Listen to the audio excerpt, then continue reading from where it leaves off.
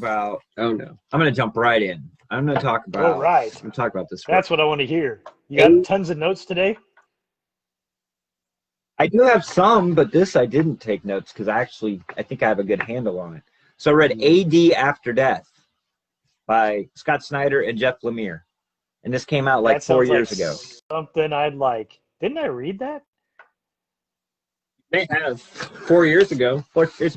It came out in like 96, man. Not 96, 2016. 2016. Yeah, it was That's probably what I like meant. two. Yeah, I was gonna say. Yeah, I know. I meant 2016. But no, this book. Everything I liked seems it. like 1996, right? Yeah. Pretty much. The thing that was interesting, these things take forever to read because there's a ton of prose in it. You probably hated this book, didn't you? Like when you read it, you probably hated No, it. I didn't hate It's just it. like pages and fudge. like pages and pages and pages of text, and then you get some comic book, and then it goes back to text, and then it's like text comics. But anyway, I liked it a lot. So the premise of this book is they found the cure for death. So nobody dies, nobody ages, nobody dies. But there's a very small community that's They're like all vampires? I don't know. I figured it was no. They're normal human beings, but they can't reproduce. Which, as I'm reading it, I'm going, well, how does the population not get out of control? Oh, that's easy, simple fix. You just say that the cure or whatever it makes you sterile, so like you can't have children.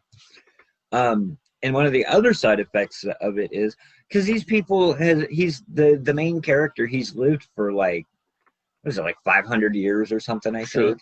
And so obviously your memory starts to go. So you don't you don't remember things. Okay. Yeah, it does. Apparently it does, according to this book. It does go away, according to this book. So Hell, there's a community for mine. Right. There's a community where these people live, and the main character, like it starts out with him in his childhood, and he used to write things down. So he has like notebooks, and he'd keep journals and things like when he was a kid.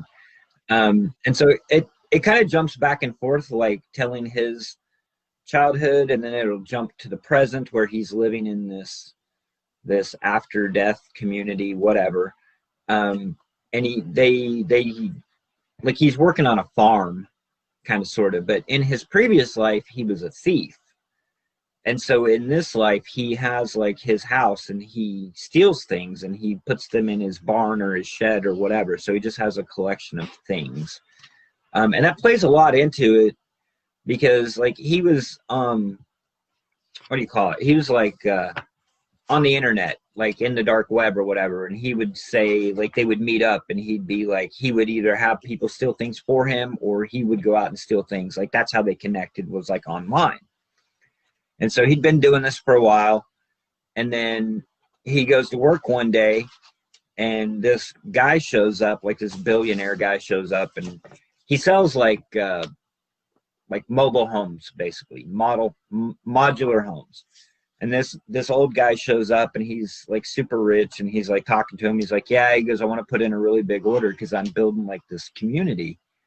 And he's like, okay, well, we don't do out of state work because it's like out of state. And then he finally goes, do you know who I am, right? And as he's doing this, like he has a deal going down, but he hasn't heard from the guy in like several hours, like past the time where he's supposed to check in. So he's like thinking in his mind that his life is going down the shithole because this deal went bad. Well, the guy goes, I'm the guy he pulls out the item that he was supposed to steal. So he was the guy that he's been dealing with for years, stealing things. And he figured out, his company or his pharmaceutical company has figured out the cure for death. And so he invites him to come and be part of the community. And so that's kind of where it leads up to. And then he's in the community, and he keeps, like, they have a listening post. They take turns. They go to this listening post, and they're trying to contact. Does any of this sound familiar to you at all? Have you read it? No, but I don't think I did read it. I think I Well, then just seen so many advertisements for it. I probably did think that. it's something you're interested in reading, because I don't want to spoil it if you want to read Yeah, it. go ahead. I don't. I may someday, but Okay. by the time I So- do, I'll probably long forget. Right. So basically, he's at this. They take shifts, like they take 50-year shifts at different jobs, and then so it's his turn to go to this listening post, and he's supposed to work at this listening post. And there's this scouting group or whatever that they sent out back into the real world, because they don't know what's been going on in the real world, and it's supposed to be devastation and creatures and just no humanity left. And so he's trying to get into contact with this group, because they've been gone and they've been out of contact. Well, he finally thinks he hears something, like from someone. And so he decides that he's going to gear up and go out into this thing and try to find these people. And so the main guy comes to him and he goes, dude, if you leave, you can't come back. Like, once you're gone, you're gone. You can't come back. Whatever's out there, that's where you're going to be. And he's like, fine. He's like, I don't care. I just need to know what's going on. Like, I need to find out what's going on. And so he leaves. And so it jumps back and forth. So, like, you see him at the beginning of the book, like, out searching for the outpost, and then you learn about his childhood, and then it goes in. Well, the whole thing turns out at the end, he gets down to like the shore, and there's a boat there, and they were supposed to take a boat out and come back, and he's like, oh, it's the boat. And the old dude shows up like right behind him on the beach, and he's like, what are you doing? He's like, I found the boat. Like, they got to be around here. And he's like, dude, you're forager. Like, you were the one that went out on the outpost, and then you came back, and you didn't like what was out there, so you came back here so you could live here. He's like, you've done this like 15 times. Like, you get tied up every 50 years, and you want to go and find them, and you're the one that you're looking for. He's like, stop it. He's like, this is it. Like, don't do it anymore. Come back with me. You know, and that's like the whole twist of the book. Like, that's the end of the book, and like that's what it is. So I don't know, it was kind of cool. And like I said, they do an interesting way that they tell the story and stuff. It's kind of weird, like, because there is a lot of prose in it. It's almost like a novel. Like, I mean, it is. There's a lot of words, and I'm sitting there reading it, and I'm going, man, Scott Snyder could probably write a novel. You know what I mean? Like, he's a good writer.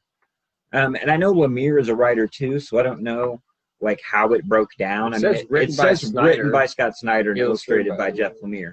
But I don't know if, you know, Lemire had some input or whatever, but it was really well done, and I really liked it. It was cool. I mean, it felt more like a Jeff Lemire, you know what I mean? Like a Jeff Lemire, Matt Kent kind of story, like something kind of like that. But it was done really well. The art's interspersed, and then, you know, then they have dedicated pages, panels, and artwork, and it was good. I liked it. Overall, I really liked it. It was a good book. So cool. Yeah, at the time I didn't really love it. It just seemed like it kind of went nowhere. Like you said, it kind of did. It just kind of went in a circle. You know? Right. So I'm not sure I'm buying the premise that your memory is gonna go after so many years. I don't know. Well, I think, like I said, I mean, it might have been like 800 years or 900 years. I mean, I don't care how long it is. Well, like Scott said, I'm 49. I can't remember shit from 20 years ago. Yeah, but you don't remember, but you know what happened. Like, you remember getting married. You may not remember, like, details, but you remember the general gist of it. But if you take that for another 500 years, I mean, the way I work, if I don't remember, like, if I don't go through, but that's why you have like photos and stuff to remind you. And that's like, he has those notebooks, and that was the part of it. Like, the guy says, because he goes into his garage and he finds his old notebooks, and he's like, oh, I remember now, like, I wanted to go, like, I want to live my life. Like, there's a life outside of why here. is everybody else not all confused? Why is it just this one guy? I don't know, because I guess they're content. I guess. I don't know. I don't know, man. Well, I mean, yeah. I mean, there's a couple maybe plot holes or premises that you don't quite buy into, but I mean, overall, it's a good story. I just didn't harp. It's well written. Like, I didn't. It is well written. I thought it was really well written, but you know. Yeah, I mean, I remember kind of liking it at the time. It just didn't. I don't know. Yeah, I don't remember loving it, to be honest. But maybe I need to revisit it. Maybe it's better the second time. I'm not saying I loved it. It was like the best thing I read. You just said like you really liked it. I did like it. Like I said, I timed the last one because I'm reading those books and I'm like, dude, this seems like it's taking forever. Yeah, and it took me right at an hour to read the last issue. So I'm assuming it took me about 3 hours. I don't feel like I wasted my time. Like I enjoyed it. Cool. And dear comic book creators, do not make your comics oversized. It's very annoying. There's no way to store these. They don't go in a comic book box. There's no bags and boards for them. They look awkward on a bookshelf because at least these are square bound. They're like magazines. Yeah, they're exactly. Like square bound magazines. Square bounds are useless, or magazines are useless. They go in the trash. I'm kind of hoping that this Black Label, they've gone away from the oversized things and now they're just doing Black Label in normal comics. Because I have some of the old Black Label stuff and I have some of the new ones. And the newer stuff that they're calling Black Label, they're actually just comic books. So maybe. I don't know. I don't know either.